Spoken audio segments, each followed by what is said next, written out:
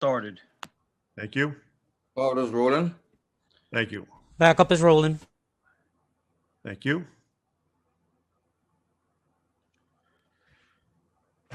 Hello and good afternoon and welcome to today's stated meeting. At this time, I ask that everyone please turn all electronic devices to vibrate. Madam Majority Leader.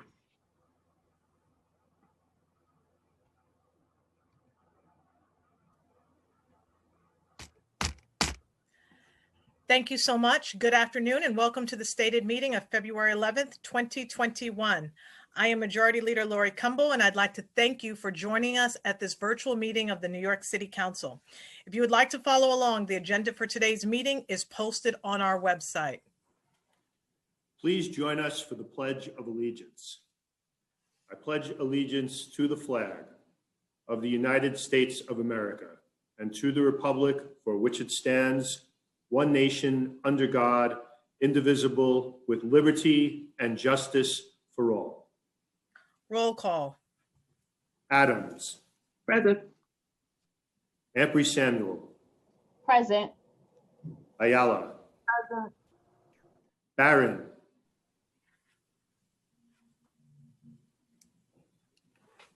Thank you. Borelli. Present. Brannan. Here. Cabrera. Present.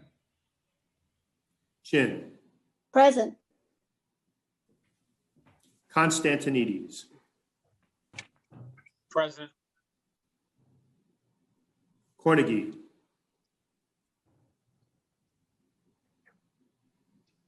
Deutsch. Wait, I'm here.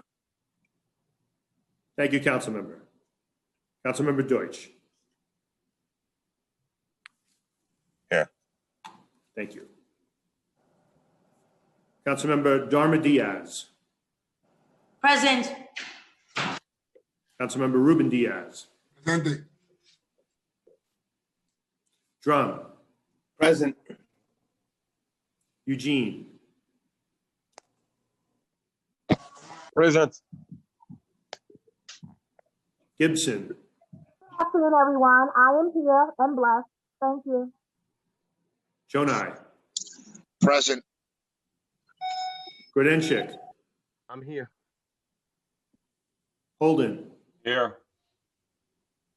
Kalos. I am not a cat. I am here. Koo.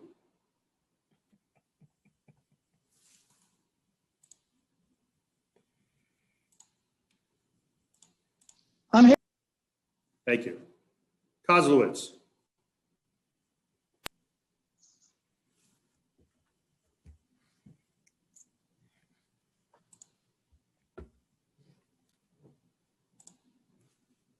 Lander.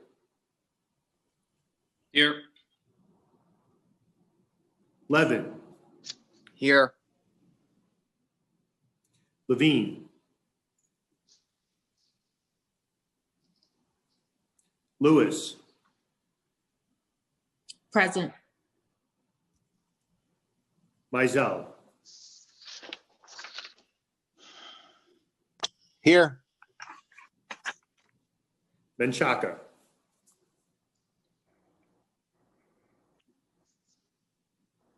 Miller.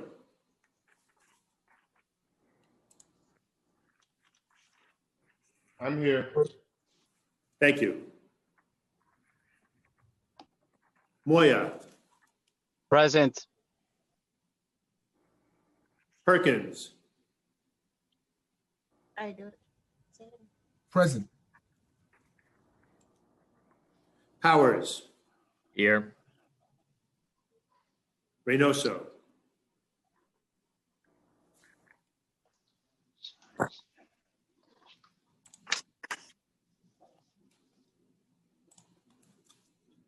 Riley. Present. Rivera. Present. Rodriguez.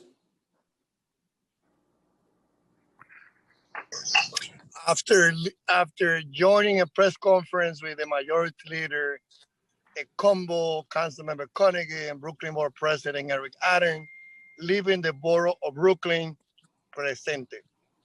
Thank you. Rose, Progress. Present. thank you. Rosenthal, I'm here. Thank you.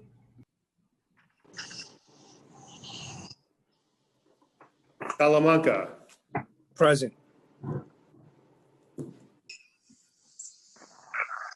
Traeger, Here.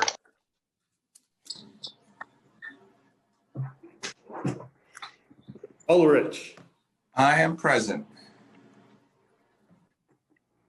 Malone, Here. Van Bramer, Here. Levine, Here. Yeager, Here. Mattio, Here. Cumbo, Present. Speaker Johnson. I'm here. Madam Majority Leader, we have a quorum. Thank you so much. We will now have today's invocation, which will be delivered by Venerable Yu Wang, spiritual leader and executive director of the International Buddhist Progress Society, located at 154-37 Barclays Avenue in Flushing, Queens. Welcome.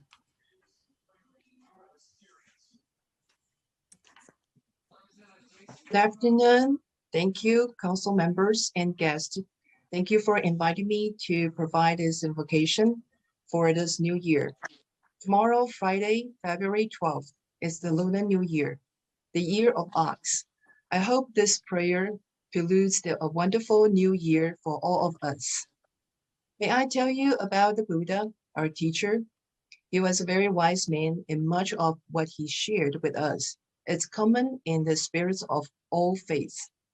That is to be kind to one another, to do no harm to one another and the world, and to help relieve suffering. Now, more than ever, we need to remember these shared beliefs. The COVID-19 pandemic has devastated much of our world, but we believe that New York City will stand resilient and emerge stronger through these challenges. Let us now pray in Buddha's name and the name of your spiritual leaders. Today, we ask the Buddha's wisdom to help guide our community leaders to use wisdom to govern in the conflicting interests and the issue of our times, to know the true sense of the welfare and needs of people in our community, to understanding the importance of justice for all, old and young, rich and poor, black and white, and all shades in between, to protect our natural resources, understanding that all citizens, and in fact, all sentient beings, are dependent upon open spaces, pure water, and clean air. To have the ability to work together in harmony even when there is honest disagreement. Let us pray that this body deliberates in a manner that is without ill will, that brings comfort to the citizens and progress to the community, that all decisions are made with foresight and deep understanding of the needs of all citizens, and that this body leads the community in a manner that celebrates our diversity, understanding that we are all interconnected, that our welfare and happiness are dependent upon respect and acceptance of all people, no matter their race, religion, sexual orientation, and their original home. Leadership requires the courage to make difficult and at times unpopular decisions. May our council members have courage to lead our community today and always. May our leaders find personal peace and joy in their public responsibilities by helping others and assuring a bright future for all. We offer this verse penned by Venerable Master Xing Yun, our founder of Fo-Guang-Shan Monastic Order. 慈悲喜舍遍法界，惜福结缘利人天，传尽戒恨平等忍，惭愧感恩大愿心。May kindness, compassion, joy, and equanimity pervade all worlds. May we cherish and build affinity to benefit all beings. May Chan Pure Land and precepts inspire equality and patience. Make our humanity and gratitude give rise to great vows. The last, I would like to use our Venerable Master Xing Yun's blessing for this year. Cultivate our hearts that blooms all seasons. Thank you very much for having me. Thank you so much. I appreciate your presence here today and that very important and insightful prayer for our city and for our nation. Thank you so much again, Venerable Yu Wang. It is an honor to have you here. I'd now like to ask Councilmember Peter Koo to have the honor of spreading the invocation onto the record. Thank you. Thank you, Majority Leader. Thank you, Venerable Yu Wenshi. I would like to wish my colleagues a very happy Lunar New Year and the Year of the Ox. The ox symbolizes strength and determination, appropriate qualities that we all need this year. Every year, I host a luncheon for council staff, and Council Member Chin and I hosted a celebration in City Hall. We cannot do that this year, but I'm sure if we stay strong and determined, we will get through this pandemic and better days are ahead. So once again, thank you again to Venerable Xi. The Venerable Yu Wen presides at an international Buddha order known as the International Buddhist Progress Society.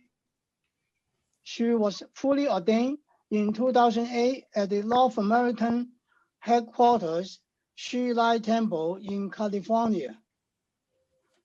Venerable Yu Wen was a volunteer at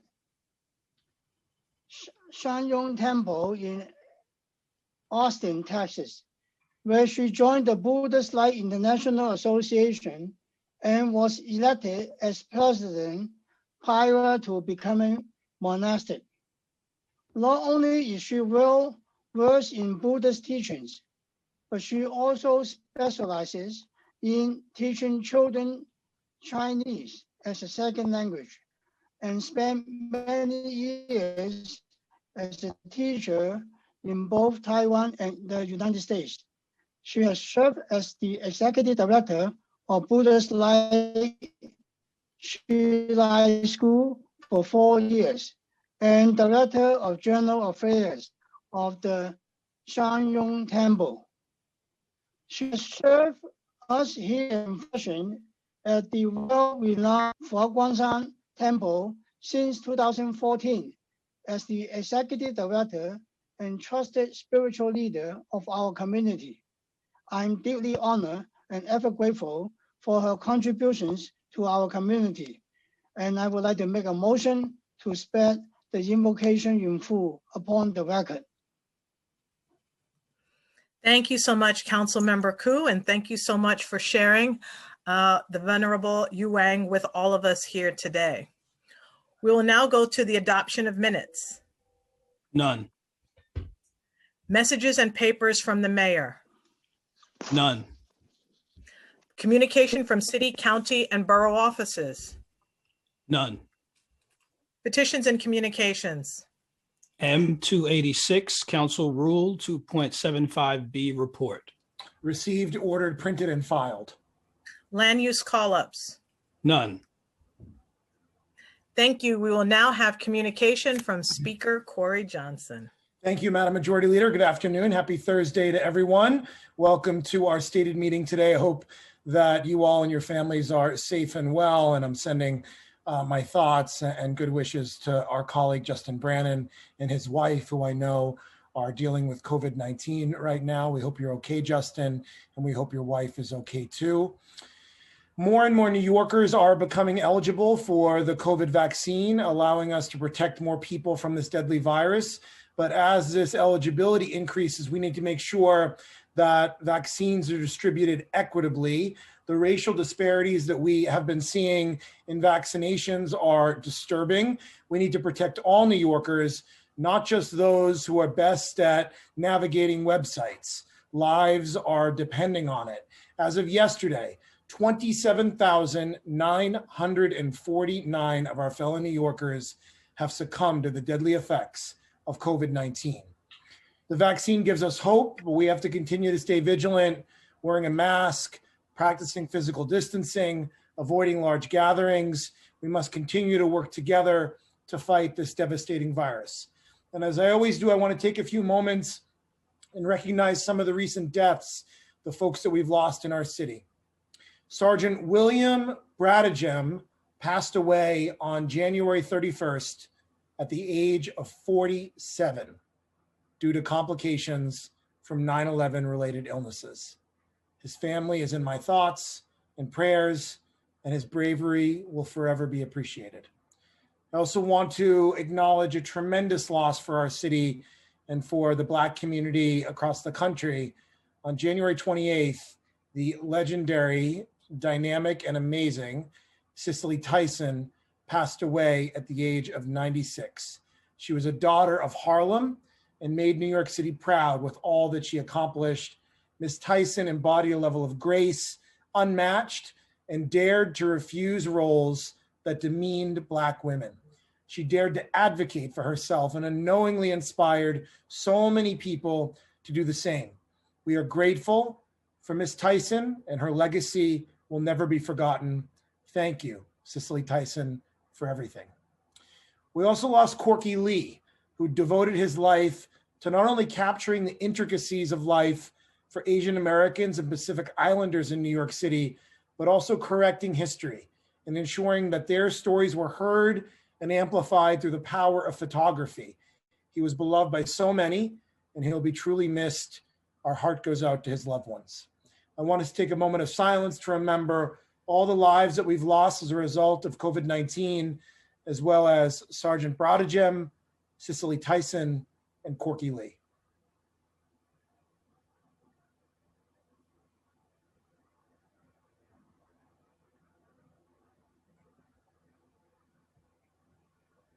Thank you. Today, as Councilmember Koo said, is Lunar New Year's Eve, and we are saying goodbye to the Year of the Rat. Tomorrow, we will welcome the Year of the Ox. The Ox stands for strength and steadiness, qualities we all need to recover from this pandemic. I want to wish Councilmember Chin and Councilmember Koo and every New Yorker who celebrates a healthy and prosperous Lunar New Year. Finally, this month marks Black History Month. This is always an opportunity to honor and celebrate the achievements that Black Americans have made to this country and to our city. It is also a solemn reminder of the inequality our nation still struggles with. The council's proud to work every day to tackle those inequalities and hopefully make New York a national model for equity. We have a long way to go, but this council is committed to engaging in the fight for equality in everything we do. Today, our agenda includes several bills designed to strengthen our city. But first, out of Land Use Committee, we'll be voting on the following items. 110 Lenox Avenue cluster, a UDAP and Article 11 tax exemption to facilitate the renovation of 4 city-owned buildings for the preservation of 55 affordable units of housing, including 37 cooperative homeownership units in Councilmember Bill Perkins' district. Angel Guardian Home is a landmarks preservation designation of a former orphanage built in 1899 and operated by the Sisters of Mercy in Councilmember Carlos Menchaca's district. Moving to our legislative agenda, our first bill is from the Housing and Buildings Committee, and it's sponsored by Councilmember Bob Holden. Introduction 2044A will extend the moratorium on the issuance of accessory sign violations and the temporary Department of Buildings Assistance Program established by Local Law 28 of 2019. While the moratorium expired earlier this year and the Buildings Department Assistance Program expired after 6 months, this bill would extend both for 2 years. And I want to thank Austin Branford for his work on that bill from the staff. Next, we have 2 bills related to the city's 311 service. Introduction 1525B, sponsored by Councilmember Peter Koo, will require 311 to conduct at least 5 customer satisfaction surveys per year. 311 would be required to conduct each survey in English and each of the top 10 languages spoken by New Yorkers with limited English proficiency. This bill would also require the administration to produce an annual report containing the results of such surveys, disaggregated by the language in which the survey was conducted. Next is introduction number 1830A, sponsored by Councilmember Diana Ayala, and it will require 311 to post each agency's service level agreements on the open data portal. Service level agreements are commitments that agencies make to respond to a particular type of service request within a certain time frame. By requiring these commitments to be published online, the bill would make the 311 customer service process more transparent. Our next bill is related to the integrity of holding public office in the city. Introduction 374A, sponsored by Councilmember Justin Brannan, would disqualify individuals that have been convicted of certain felonies related to public corruption and depriving the public of honest services from holding the offices of mayor, public advocate, controller, borough president, or council member. Convictions that have been vacated or pardoned would not prevent a person from holding office under this bill.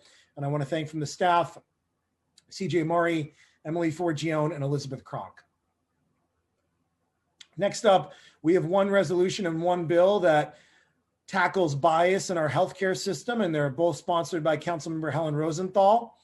The COVID-19 pandemic has underscored the unfortunate disparities that exist in our healthcare system, a system we rely on for so much. The outcomes are not the same for all people, and we know that women and communities of color are at a disadvantage when it comes to treatment. Research has clearly shown that implicit bias has been a major factor in negative health outcomes. Today, the council will vote on Resolution 512A, which calls on New York State to require medical schools to train students in implicit bias. Although some medical schools provide such training to their students, not all do. Training in implicit bias includes instruction on structural racism, ableism, and other forms of oppression in the medical field, as well as reflection on individuals' own implicit biases. And I want to thank from the staff, Emily Balkin. We also will vote on introduction number 2064A, again by Councilor Rosenthal, which would require the creation of an advisory board to report on issues relating to gender and racial equity in the provision of healthcare services and hospitals and or other healthcare services, covered healthcare services in New York City. The advisory board will consider factors that contribute to gender and racial inequity in hospitals and other healthcare services, and examine existing protocols these entities use to address such inequities. The board would consist of a multidisciplinary panel of representatives and be required to submit a report, including recommendations for addressing and eliminating such inequities by December 1st, 2021, and December 1st annually thereafter. And I want to thank from the staff, Harbani Ahuja, Sarah Liss, and Brenda McKinney. As we learn more, excuse me, as we learn more about the COVID-19 disease and the virus that causes it, SARS-CoV-2, we know that early detection is critical and can help track circulation or reemergence in communities. One early detection tool is to test wastewater samples for SARS-CoV-2. The council will be voting on introduction number 1966A, sponsored by Councilmember Costa Constantinides, that would establish a pilot sampling program to test for the presence of SARS-CoV-2, the virus that causes COVID-19, in sewage no less than twice per week at each of the city's wastewater treatment plants. Sampling results would be disaggregated by the site where the sample was collected, the date the sample was collected, and the date the sample was tested. This bill also includes a plan for increased testing at each of the city wastewater treatment plants if deemed appropriate, and recommendations for making the pilot program permanent. And I want to thank from the staff, Samara Swanston, Jessica Steinberg-Albin, and Nicole Aben. In 2019, the council took the historic step and voted to close Rikers Island. It will no longer be a place for incarceration after August 31st, 2027. And in late 2020, the island was designated a public place when the city map was amended. But we need to think about what comes next. The land presents us with some opportunity to build something that benefits all New Yorkers. We can't allow it to languish. The council's been working tirelessly on developing a new vision for Rikers Island. Our final two bills, sponsored by Councilmember Costa Constantinides, are focused on the island's future. Introduction number 1593A will require a feasibility study designed to ascertain whether different types of renewable energy sources combined with battery storage are feasible on Rikers Island. The city's already required to complete a long-term energy plan to assess the feasibility of replacing in-city gas-fired power plants with renewable energy sources. The bill would require an initial long-term energy plan to now and also evaluate the feasibility of constructing renewable energy sources combined with battery storage on Rikers Island as part of the city's energy future.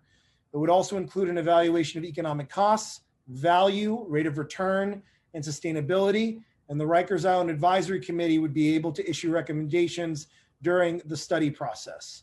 Introduction number 1592A will establish a process for transferring the land, buildings, and facilities of Rikers Island from the Department of Correction to the Department of Citywide Administrative Services and lay the groundwork for transforming Rikers Island into renewable Rikers. In biannual evaluations, any portion not in active use for the housing of persons or providing of services of such persons will be transferred, with the entire island being transferred no later than August 31st, 2027. The DCAS commissioner would have the authority to plan and coordinate the actions of city agencies with respect to prospective uses of Rikers Island for purposes that include sustainability and resiliency purposes. Additionally, a Rikers Island Advisory Committee, which I mentioned before, would be established consisting of the relevant commissioners, persons impacted by Rikers, and experts in environmental justice and sustainability. The advisory committee would evaluate and provide recommendations on potential uses of the island for purposes that include sustainability and resiliency. As there is no current specific plan for the future of Rikers Island, the bill would require that within 3 years, the advisory committee submit recommendations that include at least 3 options for prospective uses of the island. In order to encourage informed deliberation on future possible uses, the advisory committee's recommendations can be considered for further study or possible implementation. And I want to thank from the staff, Samara Swanston, Nicole Ben, and Brad Reed. I also want to congratulate our colleague, Costa Constantinides, who has been working on this for so long, a big day, and the work that he's done and all the advocates that have been part of this. So that is our agenda for today. And with that, I turn it back to you, Madam Majority Leader.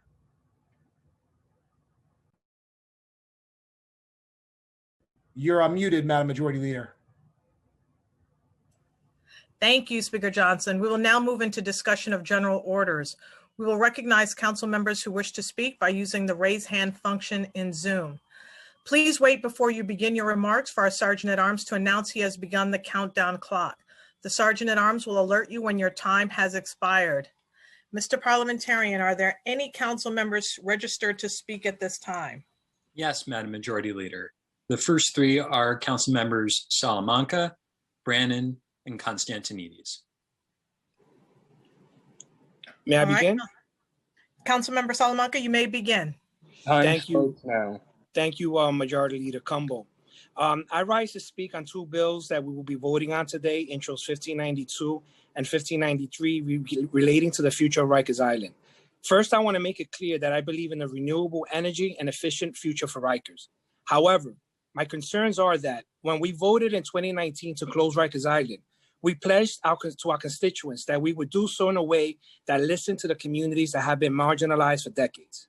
In the South Bronx neighborhoods that I represent, hundreds of thousands of young Bronxites were targeted as part of the systemic racism that led to a surge in incarceration numbers, whether it was Rikers Island, the floating jail, the barge, or even Spofford Juvenile Detention Center. The politicization of black and brown men behind bars was just one of the lasting legacies of the 80s and 90s in New York City. But what so many people don't realize is how the residents of the South Bronx continue to be victimized by these detention centers just for the mere presence. While council district lines will tell you Rikers Island is in Queens in Council District 22, Rikers is attached to the South Bronx and is part of the Bronx Community Board too. Therefore, crimes that occur in Rikers are attached to the NYPD constat numbers in the South Bronx, the 401 precinct in my council district, not in the Queens precinct in Council District 22. Therefore, the South Bronx appears on paper to be one of the most dangerous and violent precincts across the city. These crime stats directly lead to some of the highest insurance rates for homeowners, vehicle owners, and small businesses. The history of Rikers intimately involves the South Bronx. As we vote on these two bills today that begin the process of studying the future use of the island, my community and I are disappointed that not a single conversation has happened in an open forum in the South Bronx since the vote to close Rikers Island to provide input on what these studies will look like or who will make up these advisory committees. The plan to close Rikers and build a more humane and equitable future for those impacted by this legacy begins with being as transparent as possible, and that has not occurred. I fear that these two bills send a different message, and for that reason, I will be voting no. Thank you. Thank you, Councilmember Salamanca. We will now hear from Councilmember, I'll say Costa Constantinides at this time while I'm reviewing my handwriting. Time starts now. Thank you, Majority Leader Cumbo. I wanted to address intros 1592 and 1593, the Renewable Rikers Act. The 413 acres of Rikers Island for far too long have embodied an unjust and racist criminal justice system. Generations of New Yorkers have found themselves caught in a cycle of over-policing and over-incarceration, symbolized by an island named for a family of a slave catcher. Now we have an opportunity, if we can grab it, to put the principles of the Green New Deal into practice with renewable Rikers. These bills offer us a pathway to build a hub for sustainability and resiliency that will serve the residents of all boroughs. 1592 would establish a process of transferring the land from the Department of Corrections to DCAS. It would establish the advisory committee consisting of relevant commissioners, persons impacted by Rikers, and experts in environmental justice and sustainability, which would evaluate and provide recommendations on potential uses of the island for sustainability and resiliency purposes. 1593 would help us do an energy study connected with the Climate Mobilization Act that could help us close down power plants throughout the 5 boroughs. A sustainable community did a study that just 35 acres of solar PV on the island could have a capacity of 14.6 megawatts and generate 17.2 gigawatt hours annually. A mere 4% of the island used for battery storage could have about 1,520 megawatts worth of storage, or about half of those set forth by the Climate Leadership Community Protection Act. Rikers Island is placed in a central location in our city and is ideally structured to host these types of infrastructure. I want to thank all of the advocates throughout the 5 boroughs: Vidal Guzman, Kendra Clark, Marcos Barrios, Rebecca Bratsby, the Freedom Agenda, NEJA, the Lawyers for Public Interest, the Littman Commission, the Point CDC in the Bronx. We Act for Environmental Justice in Manhattan, the National Resources Defense Council, and of course, all of our staff, Samara Swanston, Brad Reed, Nicole Embiid, Laura Popa, Jason Goldman, and of course, our speaker for his vision of the future. Thank you. Thank you so much. We will now move to Councilmember Brannan. Time starts now.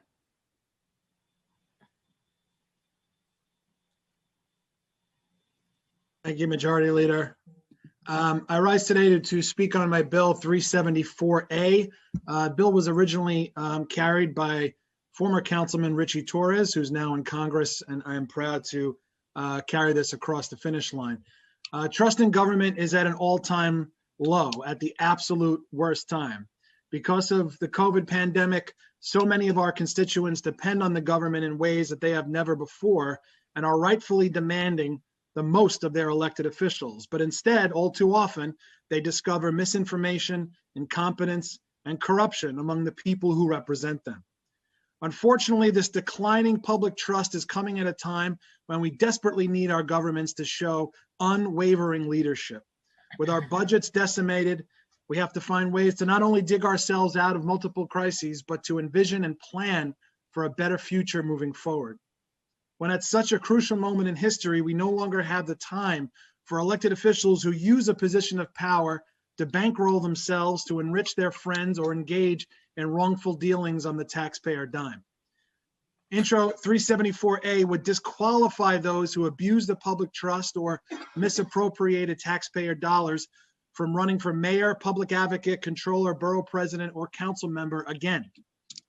This legislation recognizes that serving the public in elected office is a privilege, and it needs to be treated like one. Numerous other professions, doctors, lawyers, educators, uphold ethical standards for their practitioners. And upholding those standards, those professionals protect their patients, clients, and students. When a profession would entrust you with the lives of others, you must conduct yourself accordingly. Shouldn't holding elected office have those standards as well? Should we not have our own standards to protect the public? To be clear, this is not about disqualifying those who have committed just any crime. Those who have committed crimes in their personal past, have paid their debt back to society in whatever form, should have the opportunity to serve our city, no question. To bar eligibility for anyone convicted of any crime would be to elect legislative bodies who do not represent the lives of many New Yorkers. I'm sure none of us in this body have lived perfect lives, at least I know I have. But to only allow those with spotless records would be to disqualify virtually everyone who is eligible. We're not trying to broadly deny anyone a second chance. But with this legislation, we recognize that the abuse of public office is a unique and distinct crime. To have squandered taxpayer dollars, to have abused the power given by the public is to devalue the position of an elected official, to devalue the people you serve, and to acutely endanger the public. And it reflects poorly on the office in question and the city overall. Some would say, why not just let the people decide? Because while an elected official was abusing the public trust, they built up power that makes it all too easy to win an election again, no matter how they paid back their debt to society. A widely known incumbent who misappropriated public funds and whose names were in headlines for many years may in fact perform better on a low information ballot than someone more qualified, deserving, and new. They might still have the funds in their coffers. They might still hold sway over voters and institutions, but why should they still enjoy those benefits? Why should they still enjoy the benefits of the power they built up while abusing the public trust? In conclusion, in New York City in 2021, there are so many talented, committed people who are qualified to run for office and who would take their oath of office incredibly seriously, but who choose not to run because they are disillusioned by the political system and disenfranchised by it. When we allow someone who abused the public trust to serve again, we do not send the message that we want qualified, committed candidates. We effectively recruit those who seek public office for their own enrichment, and we tell them that this is a place that welcomes them. This is contrary to the spirit of public service and is the opposite of what we need in our great city, especially during this challenging time. And I hope, I encourage all of my colleagues to support 374A today. Thank you. Thank you so much. We will now have Councilmember Rosenthal. I just want to remind all of the colleagues that have signed up to speak that we are only speaking at this time about the bills that we are going to vote on. So I want to call on Councilmember Rosenthal, followed by Councilmember Holden, and then Koo. Time starts now. Thank you so much. Intro 2064 will shine an ongoing spotlight on the racial and gender discrimination impacting our healthcare workers and in turn their patients. Similarly, my resolution 512A calls on New York State medical schools to educate future doctors about underlying biases which can severely affect patient care. Together, my bill and resolution are important steps toward addressing the historic and ongoing discrimination that plagues our healthcare systems, improving workplace conditions, and tackling implicit bias head on. Both will improve patient outcomes And I'm thinking about maternal mortality and morbidity in particular. I want to thank my prime co-sponsor, Public Advocate Jumaane Williams, all my council colleagues who signed on, and all of the advocates and healthcare workers who helped make passage today possible. I really want to thank Speaker Johnson and his legislative staff for drafting and ushering the bill through, especially Kelly Taylor, Louis Chilton Brown, Sarah Liss, Harbani Ahuja, and Emily Balkin, and also Brenda McKinney. And much gratitude goes to the many advocates who channeled their righteous anger to cultivating the content of the legislation. In particular, the Mount Sinai Equity Group, the Black Women's Blueprint, UN Women USA, the CIR SEIU, the NYCLU, and the League of Women Voters. Lastly, I very much look forward to passing the baton and continuing to work with the new chair of the Committee on Women and Gender Equity, Councilmember Diaz, who I know will work hard to combat gender discrimination. Thank you. Thank you so much, Councilmember Rosenthal, and thank you so much for your leadership. We'll now go to Councilmember Holden, followed by Councilmember Koo, then Levin. Time starts now. Thank you, Madam Majority Leader. And as many of my colleagues are aware, small businesses are the lifeblood of our communities, and we need to alleviate their burdens whenever possible. We must be strong advocates on behalf of the mom and pop shops who are seriously struggling right now. Even before the pandemic, regulations and fines on small businesses were often burdensome and punitive. COVID-19 has made the matter all the more urgent. As you all recall, prior to Local Law 28, our small businesses were being hit with fines of up to $20,000 over sign and awning violations.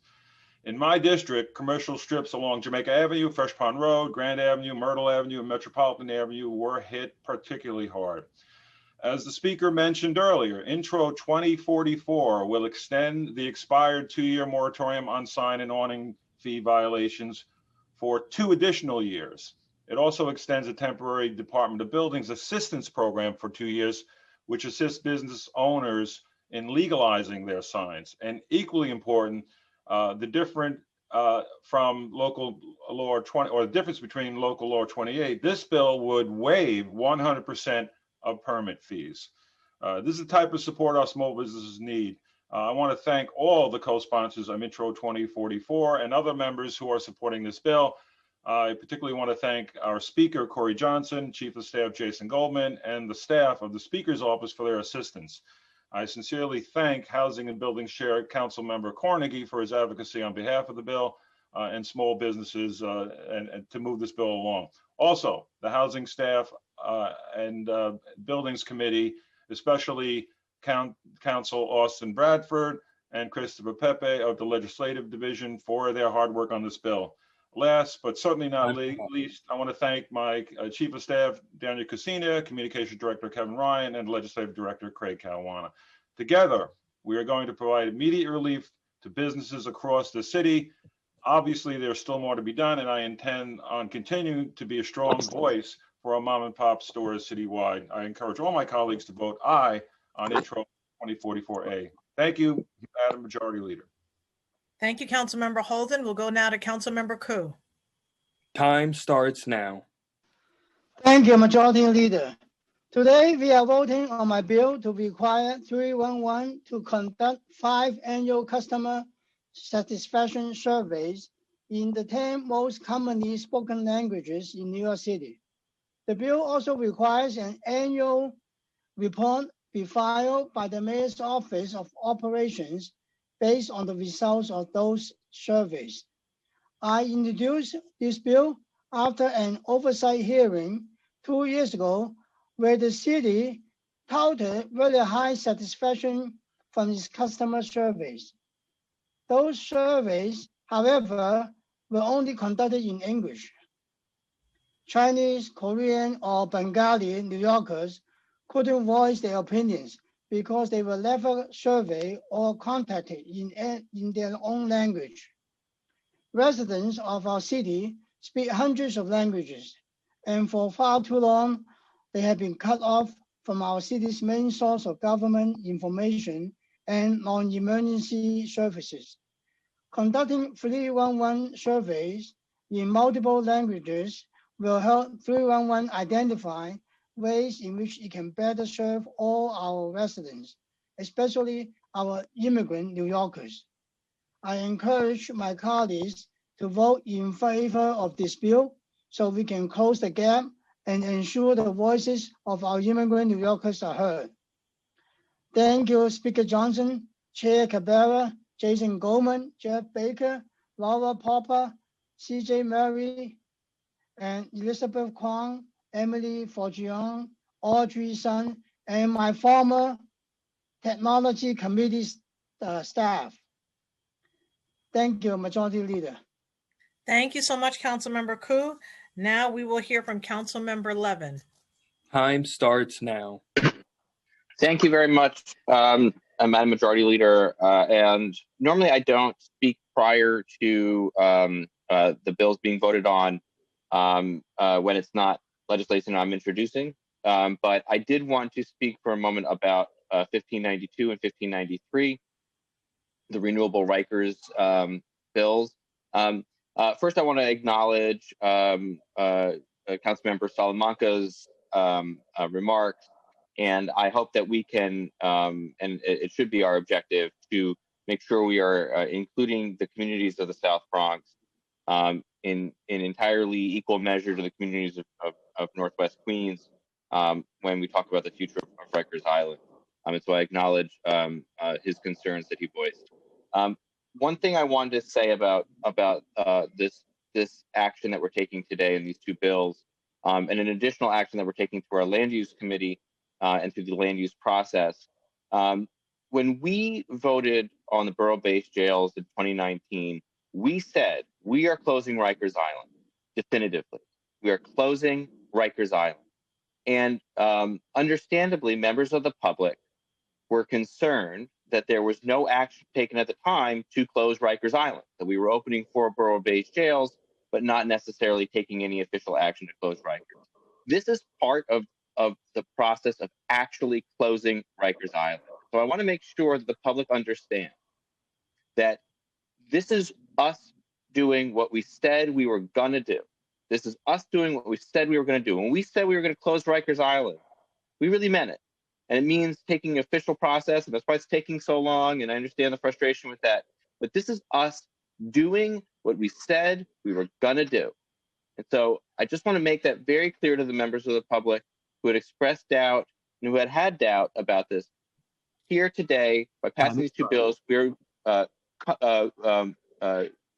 coming through with the actions that we said we were going to do, and that's what we're doing here today. Thank you. Thank you so much, Councilmember Levin. Mr. Parliamentarian, are there any other members who wish to speak at this time? No, Madam Majority Leader. Thank you very much. We'll now move into report of special committees. None. Reports of standing committees. Report of the Committee on Environmental Protection, intros 1592A and 1593A, Rikers Island.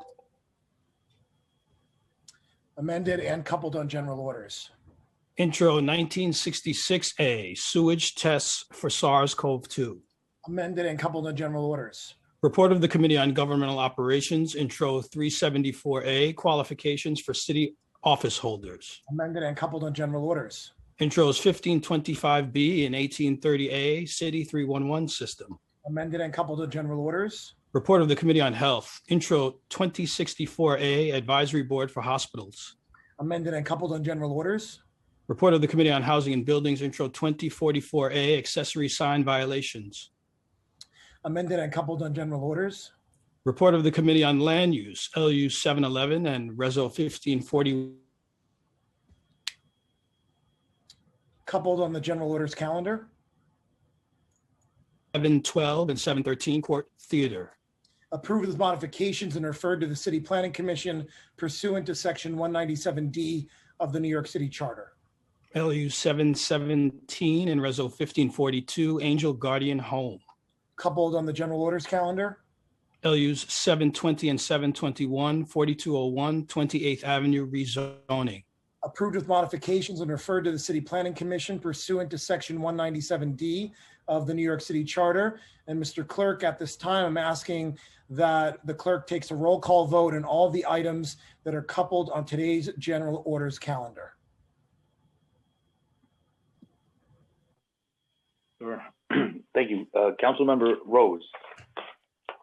Aye on all. Thank you. Adams. Aye on all. Humphrey Samuel. Aye on all. Ayala. Aye on all. Barron. Permission to explain my vote. Permission granted. Time starts now. Thank you. I want to wish everyone a happy Black History Month, which of course takes us back all the way to African history. In terms of my vote, I vote aye on all with the exception of the following on which I am abstaining. 711 and the accompanying resolution, and 720 and 721, because I feel that one of them is an Article 11, which I usually support, but I think that in both these instances, there's not enough housing that's being included so that persons who are 80% and below, or even 100% and below, will have an opportunity to find housing in these two projects that are being presented. And in terms of 1592 and 1593, I'm concerned that my colleague, Chair Salamanca of the Land Use Committee, has indicated that his community has not been involved in making discussions and plans. And I'm always concerned about those persons who act in a manner that they think they know best, or excluding others that should be at the table. So I'm abstaining on those as well. Thank you. Thank you, Councilmember Barron.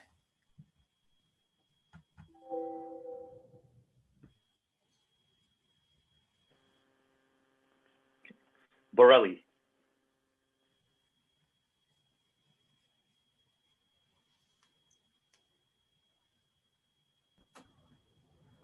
Councilmember Borelli, are you there?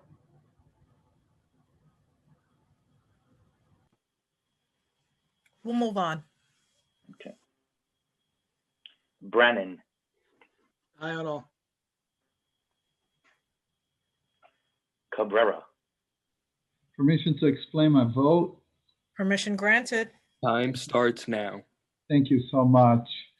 I will be voting yes in 1592, 1593, but with the understanding, with the expectation that the Bronx, especially when it comes to Councilmember Salamanca, will be brought to the table because the issue that he presented is very real.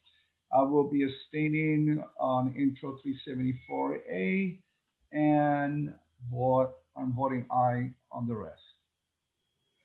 Thank you, Councilmember Cabrera.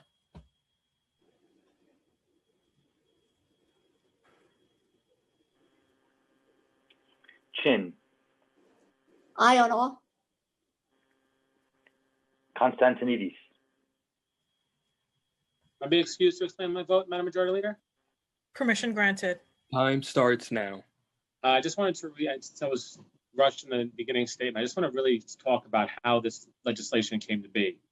This legislation came to be through advocates. As the speaker said during a rally today, the best ideas don't come from council members, they come from people.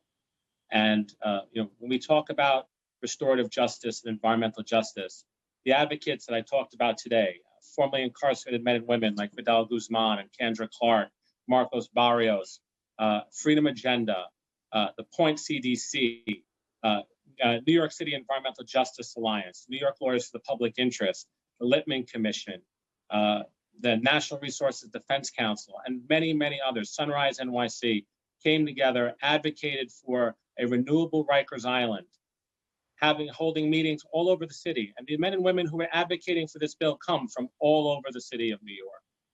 So I'll say that the main purpose of this bill is to make New York City, hopefully, if we grab this opportunity, a greener, more sustainable place, generating enough power to close down dirty power plants in every borough, the Queens, the Bronx, Brooklyn, to close wastewater treatment plants, and to decrease the amount of sewage going into our waterways all throughout New York City. So when we talk about the opportunity here, it's the opportunity for all of New York City to benefit in the long run and create good jobs in doing so. So these bills today are a down payment. The Renewable Rikers Act is the beginning of a process that hopefully will lead us to a place for a greener, more sustainable New York for all and every neighborhood that has been impacted by the over-policing and the stain that the Lippman Commission has talked about, that is Rikers Island. So again, I will be voting aye on all today, and I wish my brother, Justin Brannan, a safe and speedy recovery, and wish my legislative counsel, Nicholas Wazowski, a very happy birthday, and thank him for all his hard work, as well as all the staff, Laura Popa, Brad Reed, Nicole Embiid, and Jason Goldman, and everyone else who helped work today to get these bills done. Thank you so much. I think that covers everyone. I try. Cornegie. Permission to explain my vote. Permission granted. Time starts now.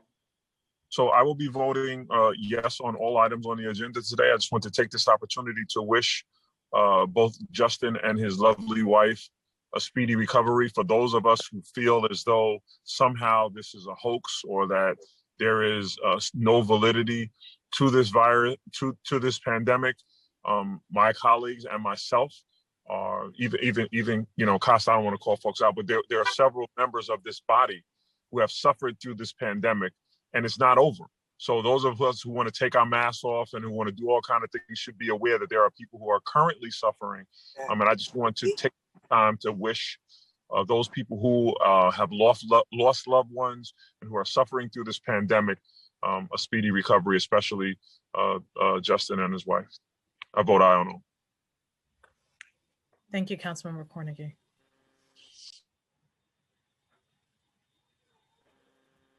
Deutsch. Aye on all. Dharma Diaz. Aye on all. Ruben Diaz. I'm voting sí en todo, yes on all except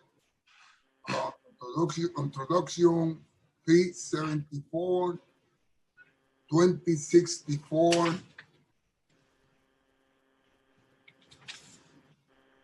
(2009) and resolution 1538. I repeat, no on 374, no on 2064, no on 2209, and no on 1538. Yes on the rest. Thank you. Thank you, Councilmember Diaz.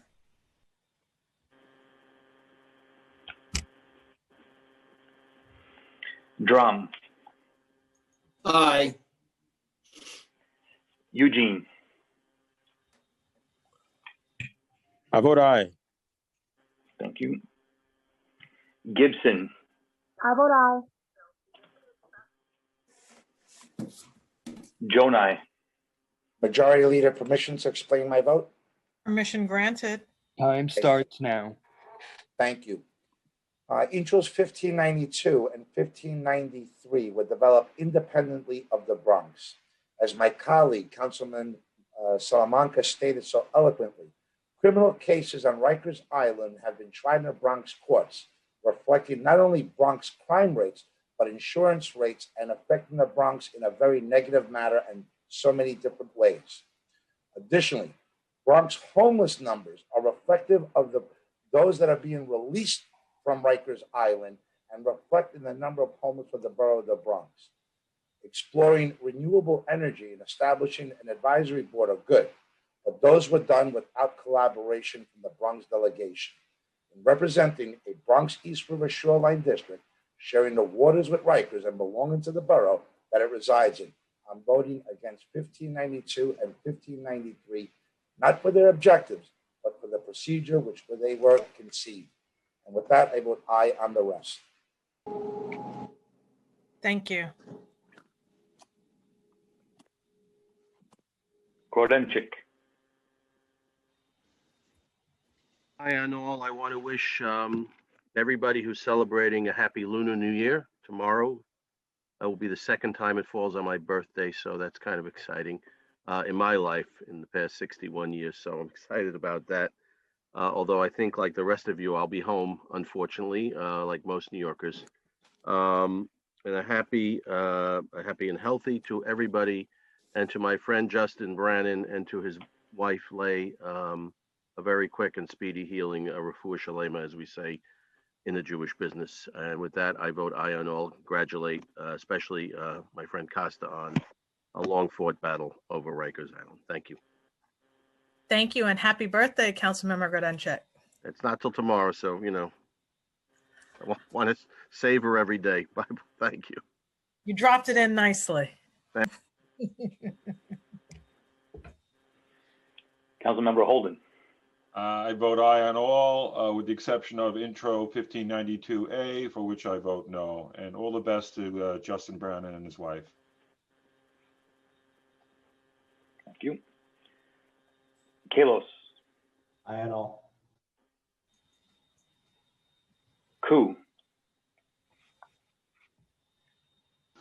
I'm all aye. Aye. Thank you. Got it. Kozlowitz. Lander.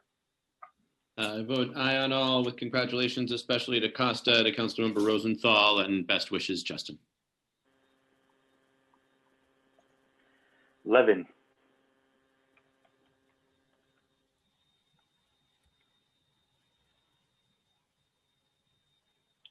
Councilmember Levin.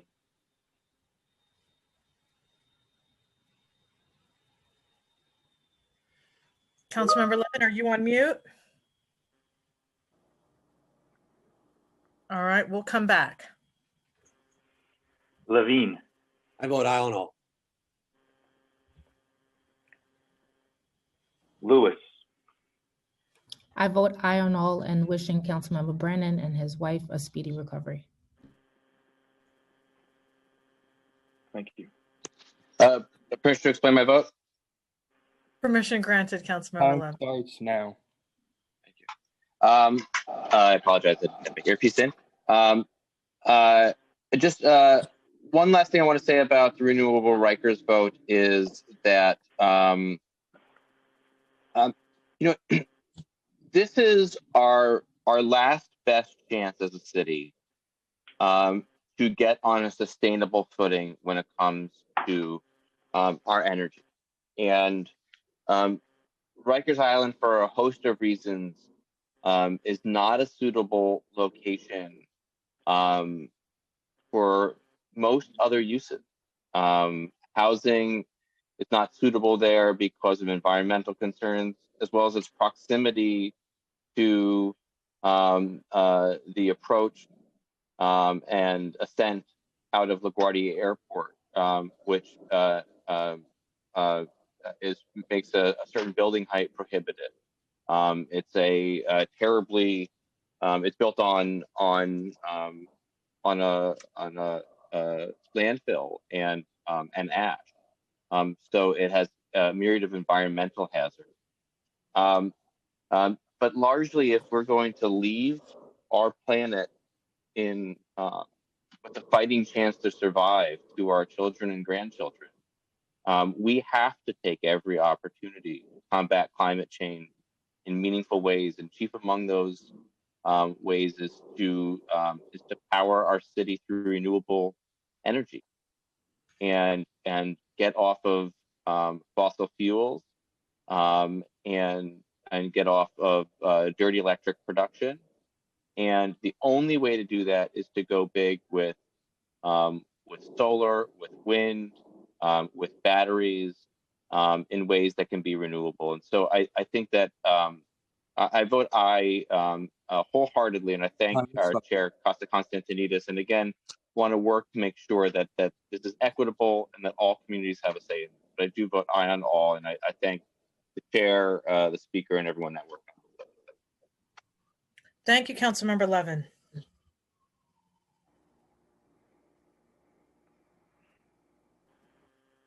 Mizell, Yes. Menchaca, Permission to explain my vote. Permission granted. Time Thank you. starts now. I want to speak on two items. The first is the resolution 1542 and land use item 717. Angel Guardian Home will be Diker Heights in Brooklyn, first historic landmark. For years, I have met with community members many times, and I know that there is huge support for landmarking and preserving this specific site. Both the architectural quality and the human history of this building are immensely important, and I'm proud to be here with you all now, getting this done in the City Council. However, at the Landmarks Preservation Committee, and they are well aware, there's a significant disappointment and frustration that while the largest building is being preserved, the equally significant adjacent building known as the Mercy Building is being excluded. I'm sure that the community will continue to advocate for including the Mercy Building, but right now we have to celebrate that. And I want to use the remainder of my time just to comment on the Rikers bills. I am in support of these bills and the vision that we are setting, and listening to my colleague, Councilmember Salamanca in the Bronx, talk about his community being separated from this conversation, that we can't allow to happen. So much of what we need to do is continue to do what we say we're going to do. The fact is Rikers is still open today, and we have the power as a council and the mayor to do that. It's still open today. And there are 4 borough jails on their way with a tag price of $9.2 billion. Maybe that's going to grow. That's on us. And so we have just pushed this at the end of the day, past the date and outside our jurisdiction after this year. And so that's on us. And I hope that we can carry that too, as much as we're celebrating this moment. Thank you. I vote aye on the rest. Thank you, Councilmember Menchaca. thank you. Councilmember Borelli, Thank you, and permission to vote on all land use call-ups and general order items, please. Permission granted. Thank you. I will vote aye on all except intros 1592A, 2064A, and Reso 512A. Thank you very much, Madam Majority Leader. I didn't know you were going to vote against so many things before I agreed. I know I'm killing too much time. Sorry. Thank you. Thank you. Miller, I vote aye on all with the exceptions of 1592, 1593. Thank you, Councilor.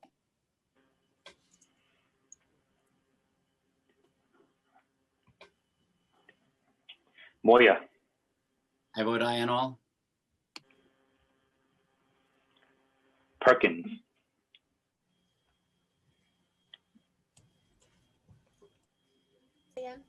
Aye on all. I'll sit down and say it. If that helps. Does that- I got you, Councilmember Perkins. Thank you. Powers, Vote aye and get better, Justin Brannan. Reynoso, I vote aye on all. thank you. Riley, Permission to explain my vote? Permission granted. Time starts now. Well, first, I would like to wish Happy Black History Month to everybody, and I will be voting aye on all. I just want to echo the same sentiments from my colleagues here in the Bronx regarding intro 1592 and 1593. Here in the Bronx, we feel like we never have a say-so at the table when it comes to anything good, coming from something that came from something bad that had to deal with Rikers Island. Everything negative that came from Rikers Island was coming into the Bronx, and we had to go through a lot of, struggles over here, especially in Councilmember Salamanca's district. And we just want to make sure moving forward that we have a seat at the table. We make sure that we have a seat at the table, especially when it comes to the advisory board. And I just want to echo that sentiments moving forward, no matter what the project is, if it has anything to do with the Bronx, if we could just make sure that, we're having a discussion with the elected officials here in the Bronx. Thank you, Majority Leader. And I just want to wish speedy recovery to my colleague, Justin Brannon, and his wife. Thank you. Thank you. Pardon me, Councilmember, your vote was, excuse me. I don't know. Thank you. Thank you. Rivera. I vote aye. Rodriguez.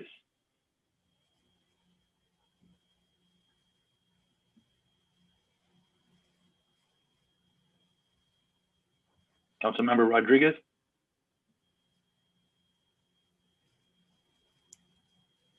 We'll come back. Okay.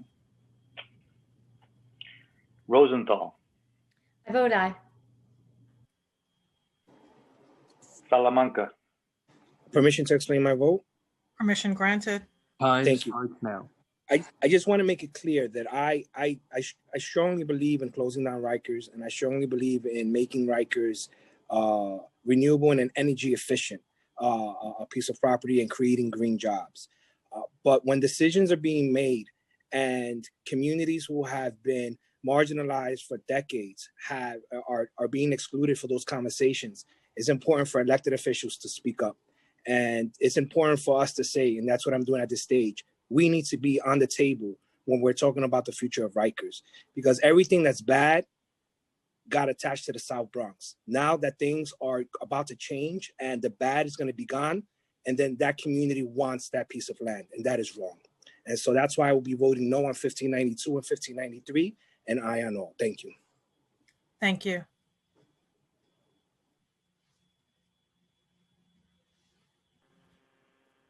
Councilmember Rodriguez. Aye. Thank you, sir. Traeger. I vote aye, and I wish a speedy recovery to my colleague, Councilmember Justin Brennan, and his wife, Leigh.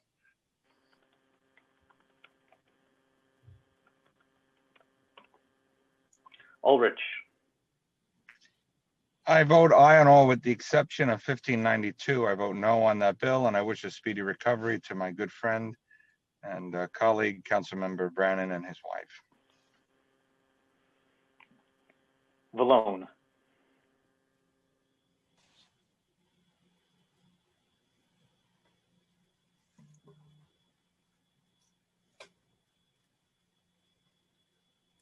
Councilmember Vallone. We'll come back. Van Bramer. Aye on all.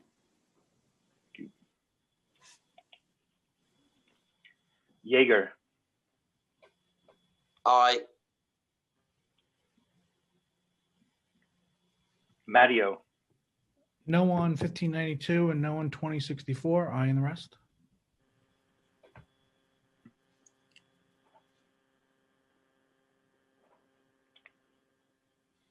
Cumbo. I vote aye. Councilmember Vallone.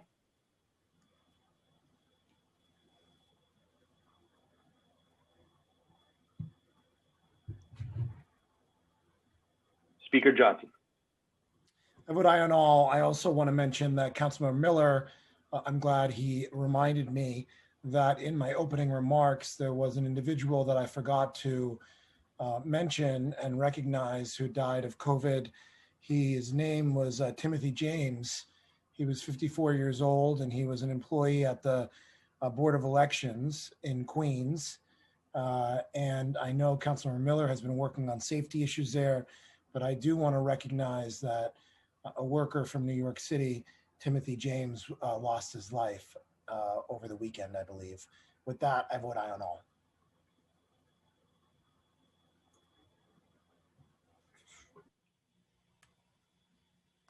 Thank you, Councilmember Johnson. And are we going to wait for Councilmember Vallone? Yeah, let's wait a moment for Councilmember Vallone. I'm gonna check in with him. Hold on one second. Thank you.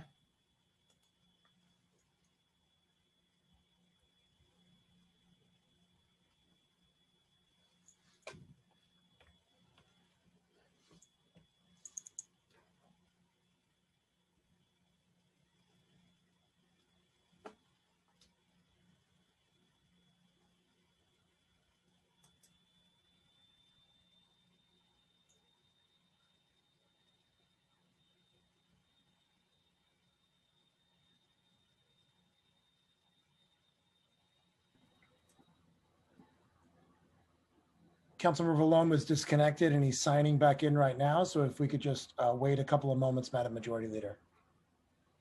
Thank you.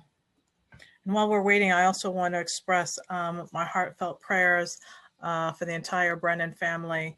I know how challenging these times are, so certainly a heart and prayers and speedy recovery to your entire family, because this impacts everyone.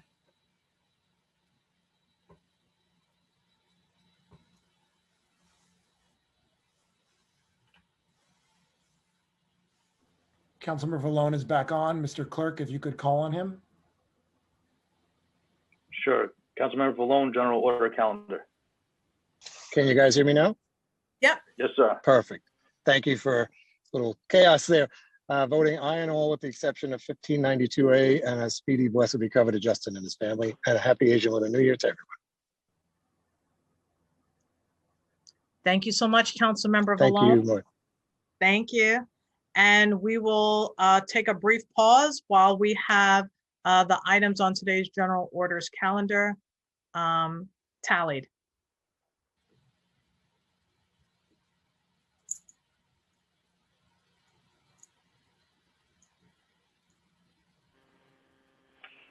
Okay. Thank you. All items on today's general order calendar have a vote of 46 in the affirmative, 0 in the negative, and no abstentions, with the exception of the following. Land use item 711 and resolution 1541 has a vote of 45 in the affirmative, 0 in the negative, 1 abstention. Introduction 1592A has a vote of 37 in the affirmative, 7 in the negative, 2 abstentions. Introduction 1593A has 42 in the affirmative, 2 in the negative, and 2 abstentions. Introduction 374A has a vote of 44 in the affirmative, 1 in the negative, 1 abstention. And introduction 2064A has a vote of 43 in the affirmative and 3 in the negative. Thank you. Thank you. The items on today's general orders calendar are adopted. Introduction and reading of bills. All bills are referred to committees as indicated on today's agenda. Thank you. We will now move into the discussion of resolutions.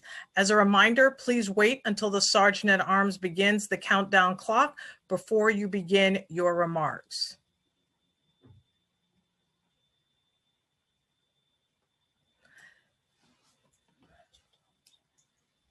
Mr. Parliamentarian, are there any members who have signed up to speak on today's resolutions? Madam Majority Leader, we have quite a few hands up. I think many of them are for general discussion. I believe those hands are for general discussion. If there are any members who wish to speak on the resolutions that we're voting on today, can you come off mute and let us know that you'd like to be recognized? Okay, we can move forward with the vote on Councilmember Rosenthal's resolution. Thank you. We will now have a voice vote on today's resolution. If you wish to vote against or abstain from either of today's resolutions, please notify the Legislative Documents Unit by email. I'll now read today's resolution into the record.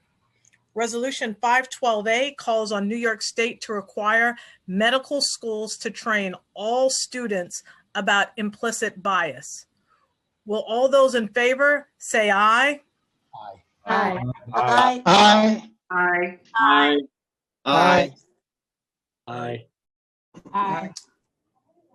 Aye. Aye. All opposed, say nay.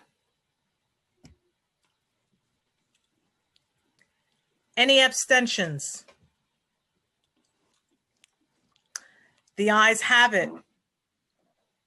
We will now move into general discussion. As a reminder, please wait until the Sergeant at Arms begins the countdown clock before you begin your remarks. Mr. Parliamentarian, are there members signed up that would like to speak at this time? Yes, we have quite a few, Madam Majority Leader. Let's start with Council Members Levin, Grodenchik, and Darma Diaz. Okay, we will begin with Council Member Levin. Time starts. Thank you. Thank you very much, Madam Majority Leader. First, I want to acknowledge Councilmember Brannon and his wife, Lay, and I wish them both a speedy recovery from COVID-19. I want to wish also a happy birthday to my friend, Councilmember Barry Grodenchik. Happy birthday, Barry. My colleagues, today we are introducing a suite of bills around police discipline reform, policing reform. There is one resolution in particular that I would that our Majority Leader Lori Cumbo is sponsoring, Resolution 1538. I implore and urge all of my colleagues to sign on to this legislation, this resolution, which would it calls on the states to work with the council to remove the final disciplinary authority from the police commissioner. This is because, according to part of the city administrative code, 14115, that was added by the state legislature over 80 years ago, the police commissioner has final disciplinary authority over police officers. So we go through a process where the CCRB conducts an investigation, holds a trial, makes findings, holds a trial, has witnesses, or the police department has administrative judges that conduct a trial. Those findings and those recommended sanctions then pass along to the police commissioner, who overrules the CCRB or the administrative trial judge 71% of the time. 71% of the time, the police commissioner overrules the findings and the recommended discipline. That has to change if we're going to have confidence in policing in our city. So I strongly urge you all to sign on to 1538, sponsored by Majority Leader Lori Cumbo. Thank you very much, and I'll be following up with you all. Thank you, Councilmember Levin, and it's an honor to work with you on this revolutionary resolution. I'll now hear from Councilmember Grodenchik. Time starts now. Thank you, Majority Leader. Today I am introducing legislation that would exempt the approximately 20,000 garden apartments in my district and tens of thousands or more across the city from certain provisions of Local Law 97 of 2019. The law was passed by this council as part of the historic Climate Mobilization Act. And Local Law 97 was the cornerstone of that act and requires New York City's 50,000 largest buildings to reduce their carbon emissions by 50% over time. And excuse me, internet's playing games with me. By 40% by 2030 and by 80% by 2050. The law was specifically drafted to apply to large buildings which consume large amounts of energy. It was not drafted to cover 1- and 2-family homes, and garden apartments are akin to these 1- and 2-family homes and have energy use footprints similar to those homes. Garden apartment co-ops are affordable housing that allow middle-class New Yorkers an affordable way to own their own home. For most middle-class families who own a garden apartment co-op, their interest in their co-op represents by far the largest part of their wealth. Subjecting garden apartments to the provisions of Local Law 97 will not create significant environmental benefits, but will harm a significant source of affordable housing by adding huge costs to these co-ops and possibly bankrupting some of them while destroying a middle-class homes and middle-class wealth. So I urge my colleagues to join with me today. This is an important act which will protect the homes of tens of thousands of New Yorkers. Thank you very, very much. Thank you. We will now hear from Councilmember Darma Diaz. Thank you for the opportunity. I would just want to say thank you to my brother, Justin Brannon. When COVID first hit us, he was the first one to jump and assist us in the 37 Councilmatic District. On behalf of DHS Police Officer Allison Diaz, it happens to be my daughter, let you know that we love you, we care for you, and we're here to help you, whatever that means to you and your family. Again, thank you for all the PPEs that you've made available to us. Thanks to your efforts, many of us have been COVID-free. Thank you, Justin. That is all. Thank you, Mr. Parliamentarian. Are there any other members who wish to speak at this time? Yes, Madam Majority Leader. Council members Miller, Koo, and Menchaca. Councilmember Miller, you may begin. Time starts now. Councilmember Miller is back. I want to thank our leader, Speaker Johnson, for mentioning the passing of Timothy James. I want to share with briefly a bit of a letter that has been drafted and sent to the leadership of the Board of Elections. On January 27th, the City Council Committee on Civil Service and Labor heard testimony from union representatives, government officials, and experts, combined with the outreach to multiple sources close to the Board of Election, and Mr. James cast doubt on the accuracy and advocacy of the pandemic measures employed by your agency. Mr. James appeared to be no less than the 5th employee employed by the BOE to succumb to COVID-19, and was one of the hundreds whom this deadly virus infected. As a representative of Workforce Communications Workers of America, Local 1183 testified at the hearing on January 27 that the pandemic, while working multiple elections, BOE workers have been denied access to PPEs, forced to work in tight quarters without social distancing in conditions that pose fire and safety and risk. BOE staff has labored under these circumstances while working 80 hours with antiquated and outdated equipment and under increased productivity pressure of the 2020 elections. And I'm going to jump down because this is a long letter, but important. In this instance, responsibility to provide adequate working conditions amidst COVID-19 pandemic, the Board of Elections chose to sacrifice the well-being of those essential workers, staff, particularly crew as your agency employees, and older workforce, including hundreds of temporary workers who were deprived prescription drugs and coverage due to lack of permanent status. Time expired. In recent days, the council has learned, however, despite contending with previous outbreaks, the office throughout the city, the BOE, failed to respond adequately in emerging in the Middle Village facility.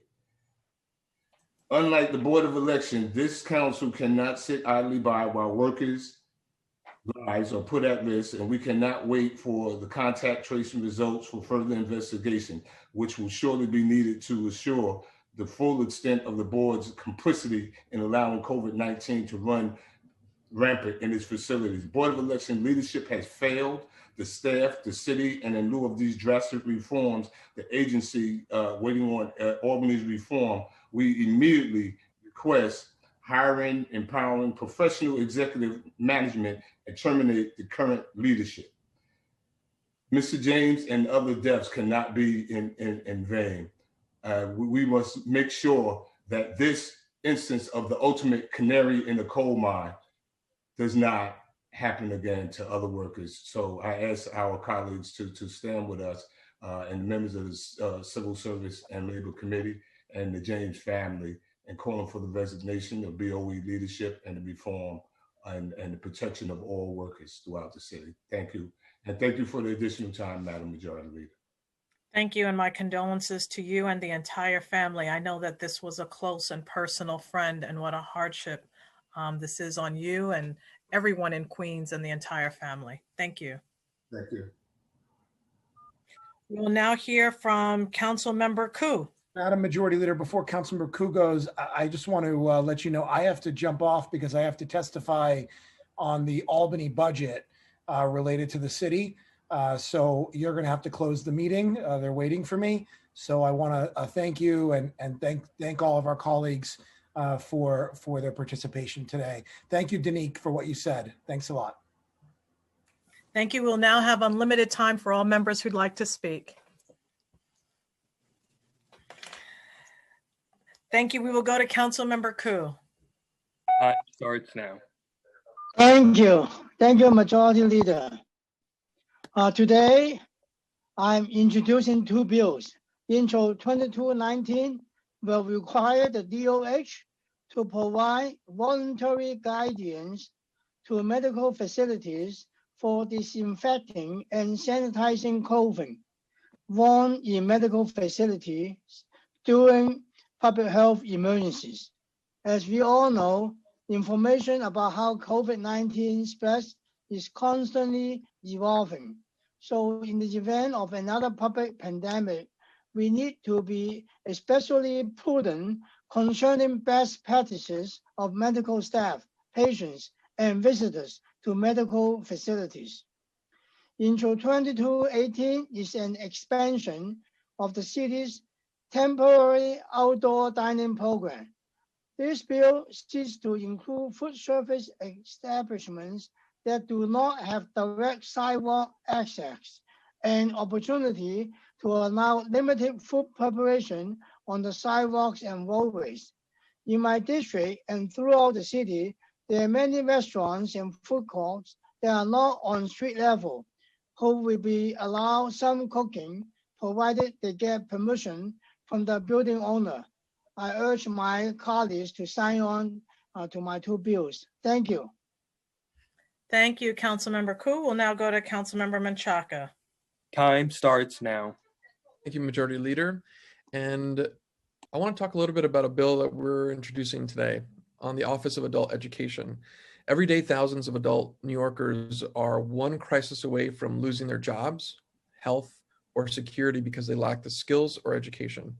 Worse still, because of this, they often don't know how to ask the city for help or advocate for themselves effectively. Double for adult immigrants, who suffer even more if their English gives them no sense of where to start. Imagine the desperation of a father or a mother who feels, who's just lost their job, doesn't know where to go, doesn't have the access for English, and can't easily translate anything that is being offered to her. In 2006, Mayor Bloomberg created the Mayor's Office of Adult Education to help out New Yorkers. It coordinated across city agencies to promote adult education, particularly English programs for adult immigrants. Unfortunately, the office was not codified and discontinued by the de Blasio administration, and since then, adult education has lacked a unified center, forcing adult educators to spend precarious months every year teaching policymakers why their work matters. You know this because this council continues to stand up for each and every one of them.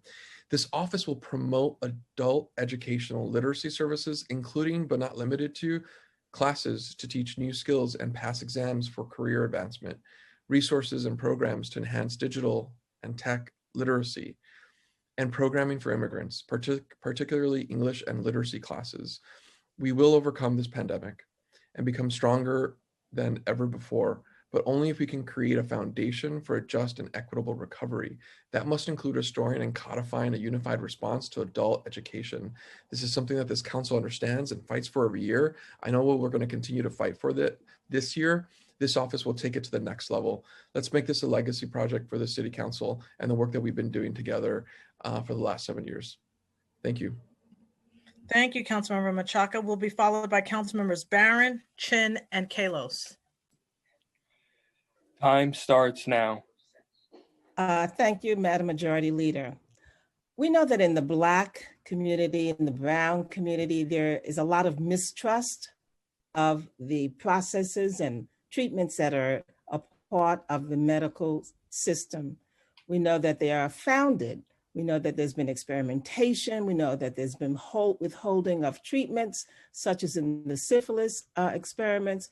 We know about J. Marion Sims and other horrors that were meted out to Black and Brown people. So we understand that there's a great mistrust amongst the Black and Brown community.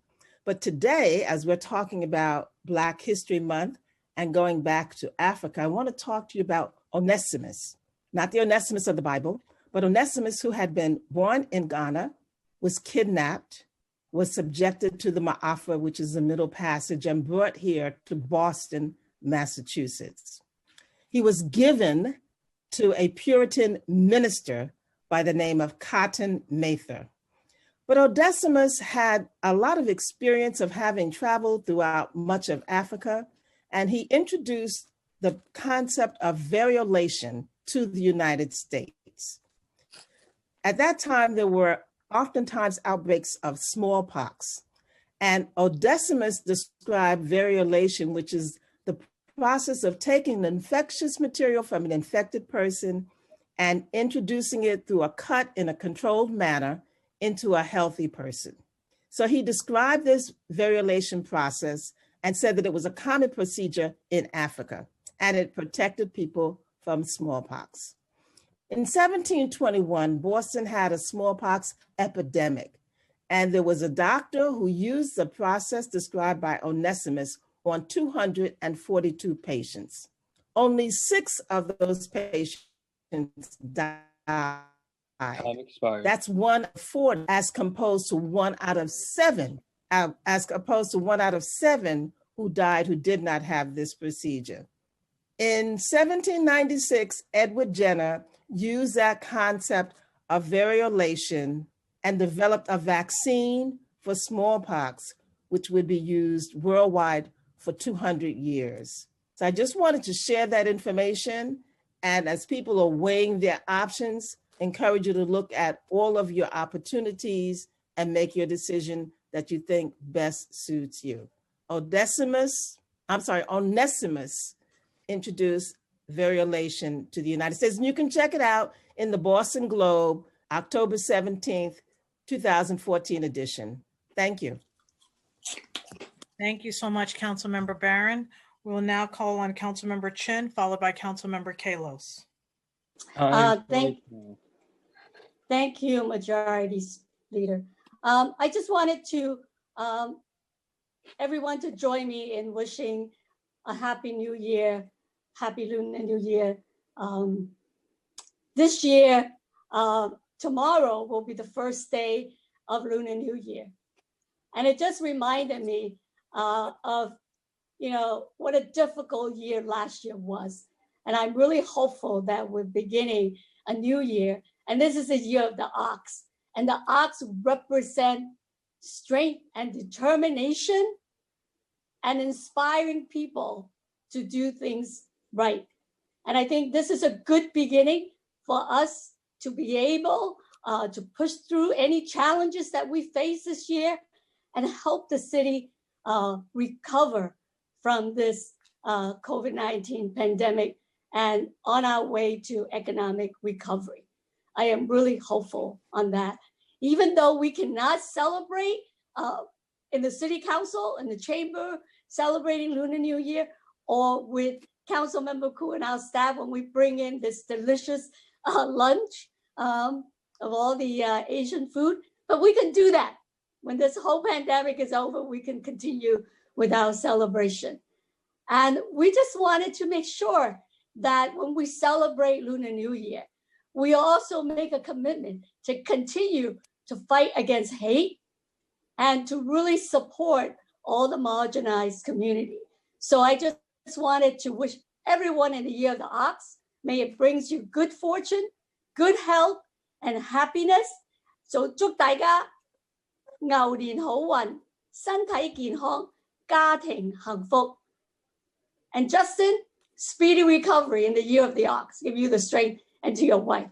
Thank you. Thank you, Councilmember Chin. I think we all miss our Lunar Year celebration with you and Councilmember Koo. It was the highlight of the beginning of the year, and we look forward to being able to reunite with you both once again. Thank you. We'll call on Councilmember Kalos. Time starts now. Today I'll be introducing 3 pieces of legislation that will bring added transparency and equity to city government and our constituents are clamoring for. To reform policing in the city, we need good data to know how our police are spending their time. Introduction 2217 will add non-criminal summonses, violations, and tickets to the city's interactive crime map. Is over-policing rampant in some communities and not others? Let's have a transparent, easily accessible way for both leaders in government and the community to see where violations are happening. Data help to shed light on the lack of equity and stop and frisk tactics of the past, and now this mapped information can power us to continue to establish equitable and anti-racist policing policy. Next, COVID has shown us that our public school students have not only lost educational opportunities, but need wraparound services.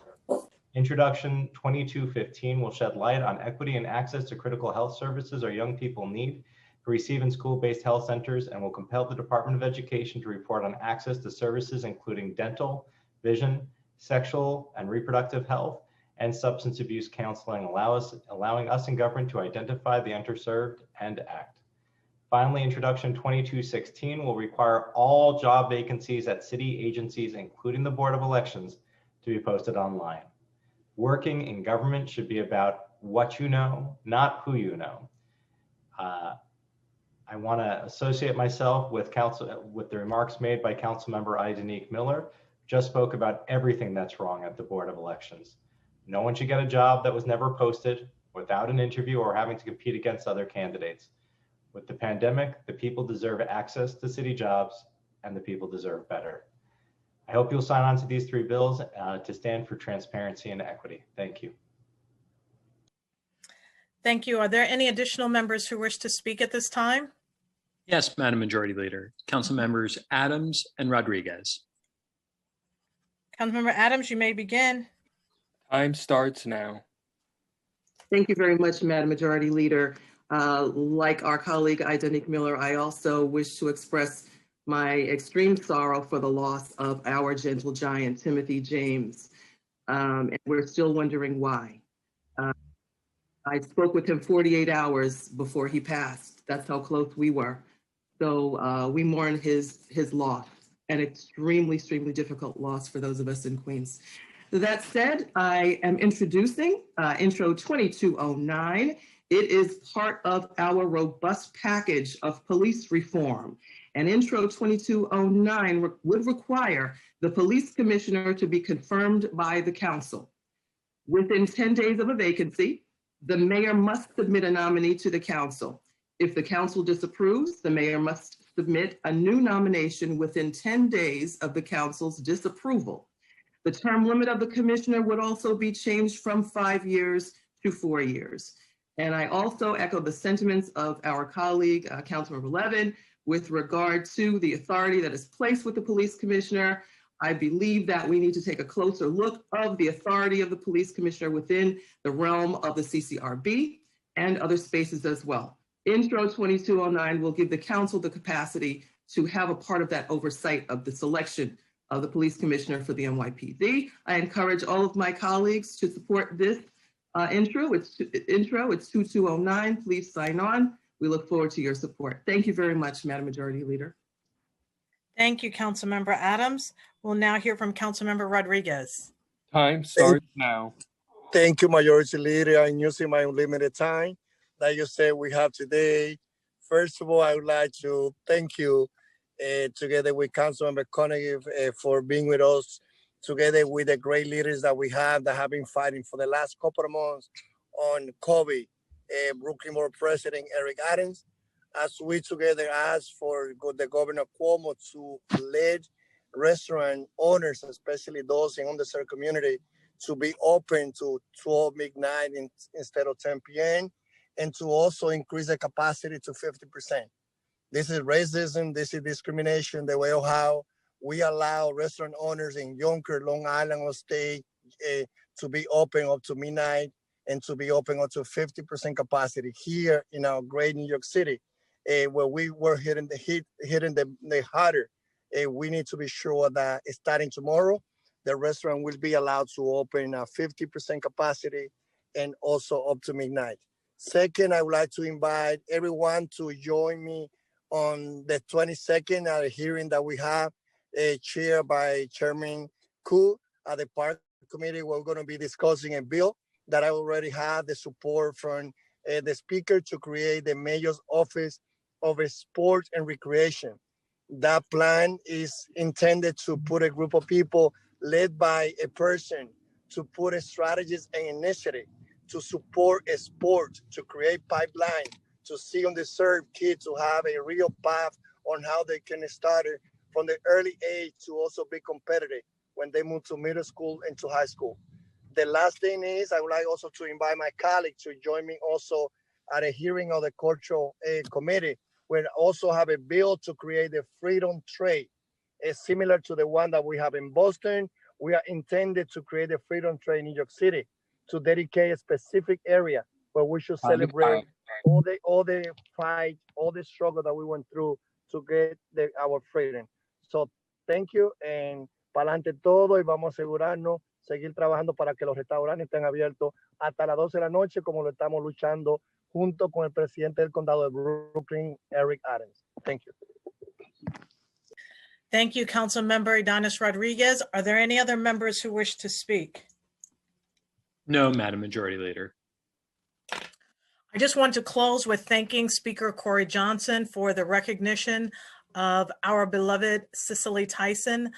She was not only an incredible actress to the world, she was also my grand godmother, if you will. And I had the blessing of being able to grow up watching her, as well as traveling as her personal assistant for about 10 years, which was an incredible opportunity to see the world and to meet so many extraordinary people, from Dr. Maya Angelou to Rosa Parks to Stevie Wonder and so many others.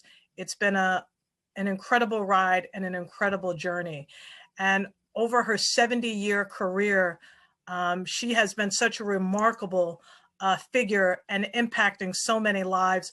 Over 100 film, television, and stage roles. She brought her characters to multidimensional life in ways that seemed to defy the intent of the entertainment industry. In an era where most African-American performers were hired for demeaning stereotypical roles, Ms. Tyson refused to play stereotypes, even if it meant going without work. In doing so, she raised the bar and inspired generations of actors to follow. She showed and proved that you could be a successful actress or anything that you set your mind to without having to take demeaning roles. Although the role would be challenging, it is so very possible. Many know her for her work in co-founding the Dance Theater of Harlem, and she was so instrumental in so many films that we all know and have learned to love, from Roots to the autobiography of Miss Jane Pittman, to Sounder, to The Oldest Living Confederate Widow Tells All. She won the hearts of audiences and critics alike, earning 3 Emmy Awards and numerous honors. She took on a wide range of stage, TV, and film roles that moved audiences of all ages. At the age of 89, she won the Tony Award for Best Actress in a Play for her performance in A Trip to Bountiful on Broadway. In her 90s, listen to me, in her 90s, she received the Presidential Medal of Freedom and an honorary Oscar from the Academy of Motion Pictures, and was inducted into the American Theater Hall of Fame and the Television Hall of Fame in 2020. She is such a beloved figure in American history, and her memory and the body of work that she created will live on in eternity. We miss her, we celebrate her during this Black History Month, and we also celebrate her in Women's History Month that is coming up very quickly. I just want to bring to your attention on February 15th, Monday, from 10 to 6 p.m., there will be a public viewing of Ms. Tyson at Abyssinian with all social distancing and mask requirements in place. I thank you all today for the incredible work that we are all doing.